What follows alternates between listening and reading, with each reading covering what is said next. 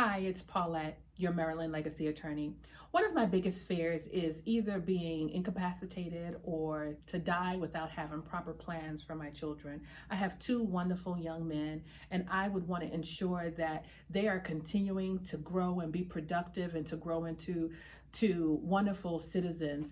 And in order to do so, I needed to ensure that my husband and I put in place proper guardianship documents to ensure that if we are not here to take care of them, that someone would do so on our behalf. So number one, it is important, it is urgent that you, if you have minor children, whether one or a few, that you prepare immediately for them and prepare for the eventuality of something happening to you. It's something that we don't like to talk about, but it's a possibility, right? And so that means that you have to name guardians. So here are a few things that you must consider when naming guardians. Number one, name guardians. Number two is ensure that you name short and long-term guardians, especially if the individuals that you selected for the long term are not nearby. At least the short-term guardians will be there and they could get to your children really quickly and to secure them and protect them in the short term. Try to name individuals that your children are familiar with so that they're comfortable during a time of chaos and just being unsure and afraid. So someone they know would really make all the world of a difference for the comfort of your children. Number two, name more than one guardian as a short-term and a long-term guardian in case the first choice is not available or just not capable of getting to your kids in any timely fashion. Maybe they're on vacation or they're not well. Number three, if you name a couple, we don't like to think about this either. The possibility is that that couple could either separate or become divorced. And so you have to have a backup plan and to determine, well, which one of the couple did you really want to raise your children or your child? Was it the wife or was it the husband? And if either of them is not in the equation, what's next? Who's next? The other thing that you have to do is ensure that you actually create a trust to avoid probate, because that takes time, it takes money, it takes aggravation, and the kids may not be settled during the course of the administration of your estate. So if you design a trust, it will bypass the entire probate system.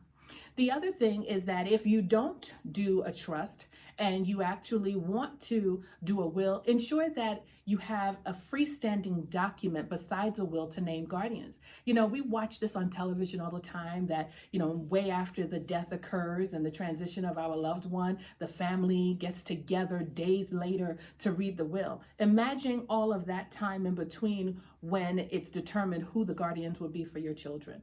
So if you have a freestanding document, that document can be accessed immediately. The final thing to consider is the financial support for your children.